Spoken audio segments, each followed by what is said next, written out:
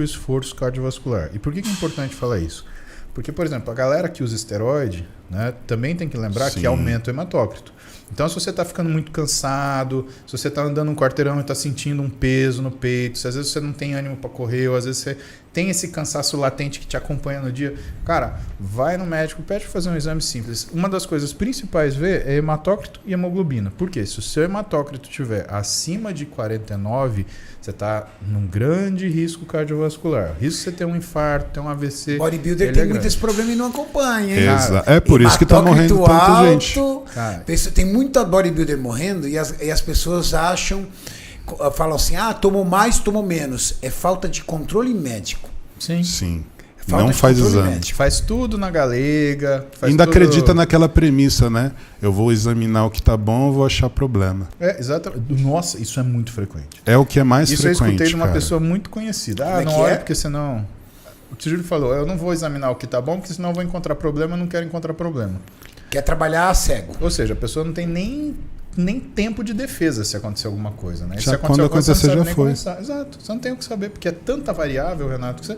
Por onde eu começo? Cara, não sei. Tem que estudar o cara de começo a começo. Agora, você tem tempo numa emergência? Não tem. No outro dia você acordou melhor, Julião? 37 mil plaquetas. Evolução? Evolução. E dali eu comecei a responder com as plaquetas. Foi onde entrou o tratamento mais pesado com prednisona já, de cortisona. E com 3 para 4 dias com o auxílio do oxigênio, eu consegui sair do oxigênio e foi quando eu tive acesso ao telefone. Então, até então, as pessoas que tinham passado as notícias para vocês eram o meu porta-voz, o músico. E você, no local que você estava, sem visita. Então, por exemplo, a Bia, que é a tua esposa, não podia entrar. Não podia entrar. É uma UTI de Covid, né, Renato? Não muito complicado. Não pode. Não pode, então assim, é inacessível, só quem é médico consegue entrar. E o Muzi foi o meu porta-voz. Então, quando eu peguei o telefone, foi muito emocionante, porque eu não sabia da movimentação. Você não sabia nada dos vídeos que estava rolando? Não tinha noção nenhuma. Eu não tinha noção nenhuma. E eu também não tinha capacidade de entrar. Eu fiquei pensando na hora, cara, eu vou ligar uma live e vou falar que tá tudo bem, mas eu não conseguia nem conversar. Eu não tinha força. A minha voz estava extremamente rouca, fraca. Mas você também estava com dificuldade de foco, lembra? Exato. E aí porque o Covid ele mexe com a tua atenção. Então você está falando uma coisa, você esquece. Exato. Cara, e eu comecei a pensar, cara, eu preciso entregar trabalho, eu vou aproveitar para tentar trabalhar. Eu escrevia 3 linhas, eu perdia a linha de raciocínio. E hoje eu tenho essa consequência aqui, ó.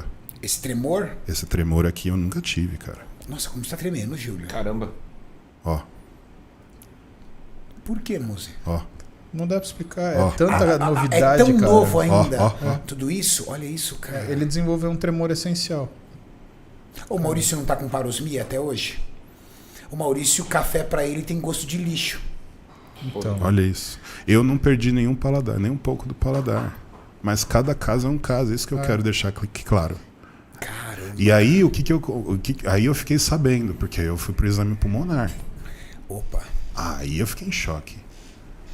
Aí eu fui pro exame pulmonar. Quando eu fiquei sabendo que meu pulmão estava em 30% ou 40% tomado, eu falei, cara, eu acho que eu não vou conseguir mais voltar nem a treinar direito.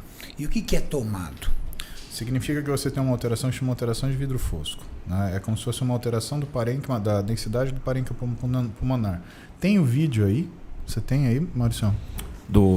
Aquele que você soltou, que a gente soltou no canal da Max? Isso. Vou pegar aqui. Se não eu tenho aqui, eu te passo. Mais fácil? Mais fácil. Tá bom.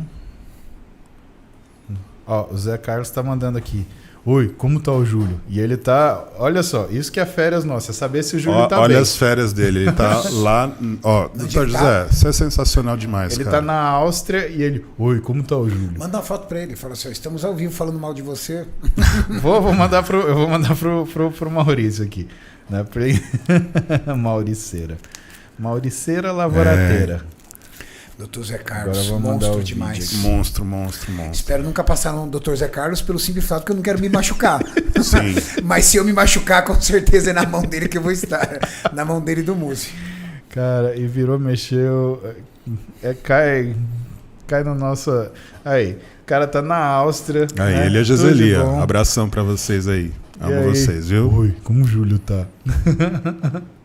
Vou mandar uma foto nossa pra ele. Pera aí. Fera demais. E aí, rola o vídeo pra nós. Quer me mandar o vídeo? Esse daqui, mandei, ó, eu Maurício. vou colocar aqui. Ah, tá, chegou.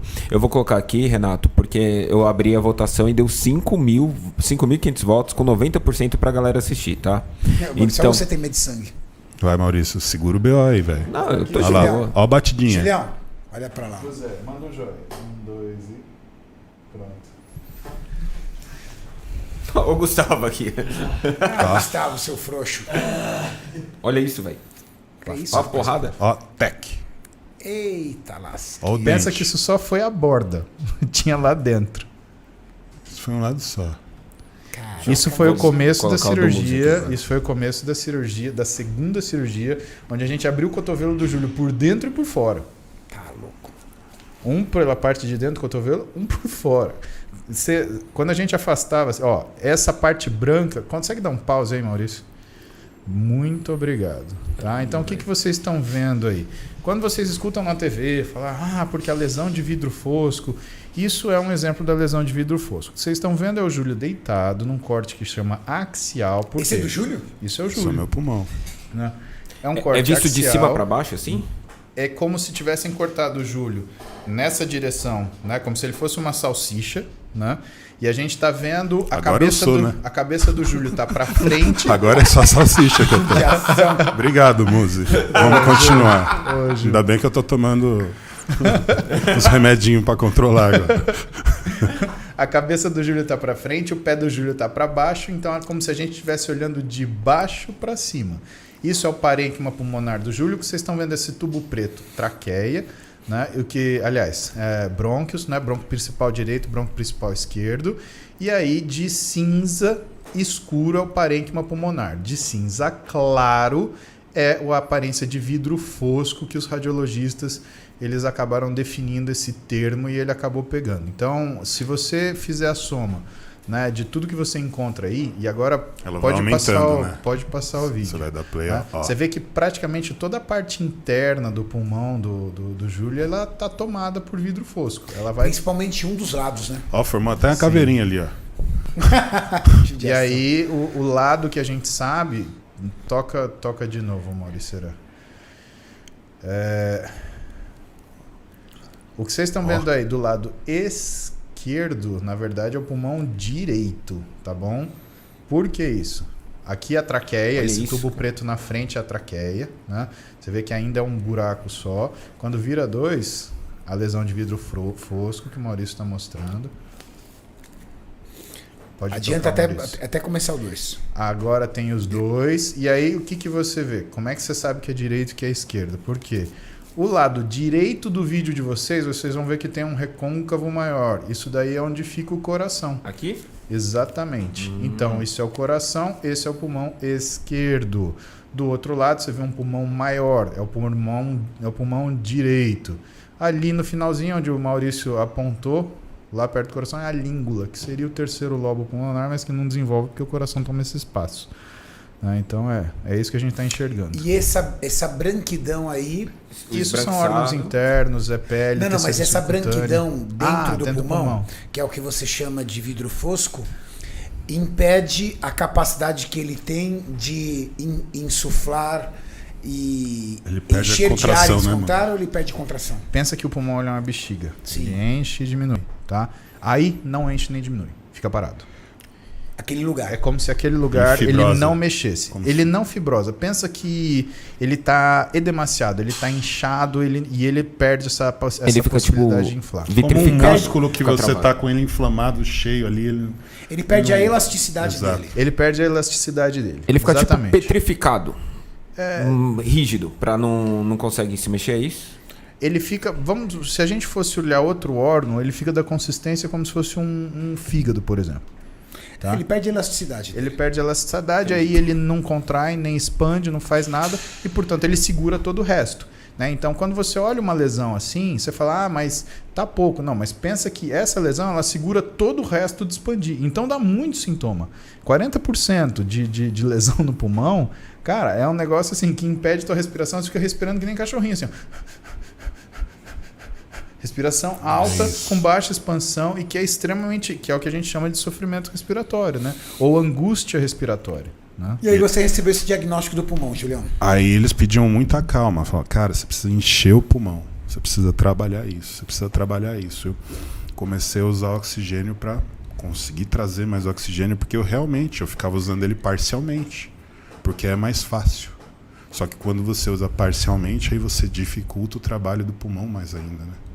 Então a parte fácil ali você respira um pouquinho, você manda um oxigênio suficiente para você se manter vivo, mas você não tem um trabalho funcional do pulmão adequado. Então isso provoca várias sequelas, né? Uma delas é você manter as suas atividades motoras, que era o que estava acontecendo comigo. As minhas atividades motoras estavam completamente comprometidas. Eu tinha a sensação de que eu estava com 80, 85 anos, fumante em um estágio terminal. Como isso foi melhorando? Trabalho de fisioterapia? Fisioterapia, né? Fisioterapia que eu fiz respiratória, cortisona. Como é que é esse trabalho de fisioterapia respiratória? Aquele aparelhinho que você me falou? Existe um aparelho chamado Respiron, né? Então a Bia mandou um aparelho desse para mim. Aliás, meu amor, muito obrigado por toda a assistência. Você foi... Não, a Bia foi incrível. Foda demais, não tem o que falar. Então, foi lindo de ver. A minha filha... depois das crises de asma, usava isso daqui também. Isso. E aí você tem você tem alguns exercícios que você pratica, né? O primeiro é levantar 3 bolinhas, aí depois você passa para o nível 2, para o nível 3, e aí depois no nível 3 você começa só levantar 2 bolinhas. Depois o mais difícil é você levantar só a primeira bolinha e deixar ele entre aquelas 2 linhas ali, ó. Então o fisioterapeuta passava no quarto e aí eu fiquei em choque quando eu tive a primeira sessão de fisioterapia. A primeira sessão de fisioterapia ainda foi na UTI. Então ele foi lá, mexeu meu braço para ver como é que estava, se eu estava flexionando e estendendo. E ele pediu para eu levantar da cama. Aí levantei da cama, ele lá com qual que é o nome do aparelho? Oxímetro. O oxímetro. E eu com o oxímetro lá medindo sempre como que estava a minha oxigenação. E ele pediu para eu fazer 10 agachamentos. Quando eu fiz 10 agachamentos, pasme, caiu para 80. Mentira. 80 e o batimento a 150. Ô, louco. A 150. E aí ele falou, vai, calma, descansa, você ainda tá com o respirador, respira fundo, puxa, puxa, puxa. Aí foi aumentando, até chegar em 90 de novo. Ele falou, ó, 92 para cima é bom. Você tem que fazer os 10 agachamentos e se manter no 92. Por mais que o seu batimento suba, que é completamente normal, porque você perdeu todo e qualquer condicionamento que você teve na vida. Então esquece. O que acontece? Essa história do histórico de atleta realmente ajuda muito. Porque a recuperação, você percebe. Ela é muito diferente. Você consegue acelerar o processo. Por isso que eu tô aqui fazendo esse podcast hoje. Você perde músculo no corpo inteiro. Ontem mesmo você não estava nem perto do que você estava. Exato. Anteontem, se você falasse, vamos fazer um podcast, eu falo, não vou conseguir falar. Não vou conseguir falar. Porque era a minha situação naquele momento. Cansa de ficar sentado aí. É isso. Então você quer ficar deitado, só que você não consegue ficar deitado, então você fica meio de lado, ou um pouco para o outro lado, porque você vai cansando das posições, mas você tem que ir se virando, não tem o que fazer. E aí quando eu fiz esse exercício e eu percebi o tamanho do dano, eu fiquei mais chocado ainda.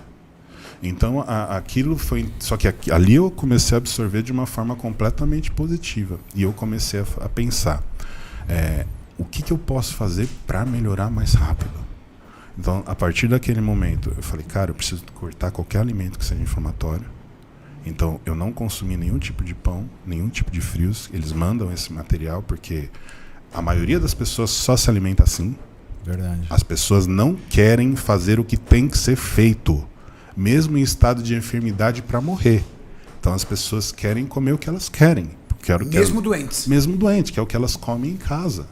Então, o nutricionista ele tem muito trabalho, é muito duro para o nutricionista, porque ele quer mandar uma dieta até que seja razoável, mas ele não consegue, porque a pessoa não quer comer isso, não quer comer aquilo, não como isso, não como aquilo. Vocês têm que entender que vocês estão num estado de enfermidade, vocês têm que fazer o que tem que ser feito, não o que vocês querem ou o que vocês gostam. Não é o que vocês gostam, é o que vocês precisam. Então ali eu usei iogurte, pensei muito em você, hein? Iogurte e fruta de manhã. Fruta cortada com 1 centímetro cada uma, hein, Júlio? Até Quem porque diria, hein, Mauricião? aí que tá outro lance, creatinina 1,5. Creatinina lá na tampa, não podia ser uma... Não dava para abusar da proteína. Não dava para abusar da proteína, então eu tomava um negocinho de...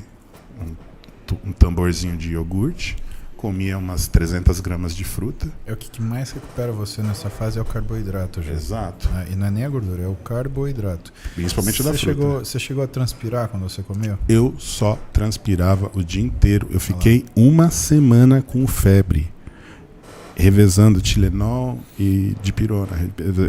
E 2 gramas, tá? De dipirona. Tão forte que era o Covid. De tão forte que era o Covid. Porque não foi essa variante nova, Omicron, né? Eu não sei, cara. Pela sintomatologia, né, aparentemente não. Mas o que é o problema do Covid? Ele não é uma coisa assim de ter uma... Você não tem uma segurança em relação ao sintoma. Por exemplo, eu tive a primeira variante do Covid. Né? Eu não tive dor de cabeça. A Roberta teve junto comigo. Ela morreu de dor de cabeça, não teve nenhum sintoma respiratório. Entendi. A Clara teve com a gente. Ela teve febre uma noite. A Duda teve com a gente, ela não percebeu que ela teve porque ela estava dormindo no quarto dela o tempo inteiro. Então, assim, eu e o Maurício, cara, a gente pegou junto, porque a gente pegou no mesmo lugar, eu tenho certeza disso. O Maurício, por exemplo, teve diarreia, eu não tive.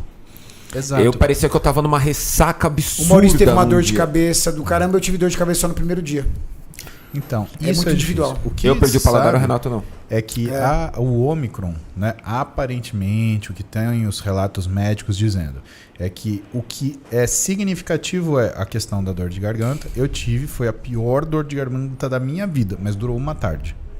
Cara, foi uma dor de garganta que morfina não tirou dor. Era enlouquecedor. Era Te engolia ruim. saliva. Cara, eu preferia cuspir. Nossa. E eu sempre tive amidalite, hein? Amidalite eu tava acostumado, era 2 mesetacil na bunda e beleza, vamos que vamos. Essa, Renato, eu fiquei assustado, cara. Fiquei assustado, porque, cara, era enlouquecedora a dor de garganta. Uma tarde, um dia depois, eu já não tinha mais nada. Cara. Não tive febre. Cara, e sem febre, não tive febre. É muito louco. Quanto tempo pra passar febre, Julião? Eu fui passar a febre no penúltimo dia que eu já fui pro quarto. Só no último dia, antes de sair, que eu tava sem febre. Quantos dias de febre, você se recorda? Eu fiquei 10 dias internado no total, 7 de UTI, mais 3 no quarto. Então Sete foram de UTI, 9 sete dias de febre? febre. 9 Porque dias de provavelmente febre. é o tempo do Covid, né? É.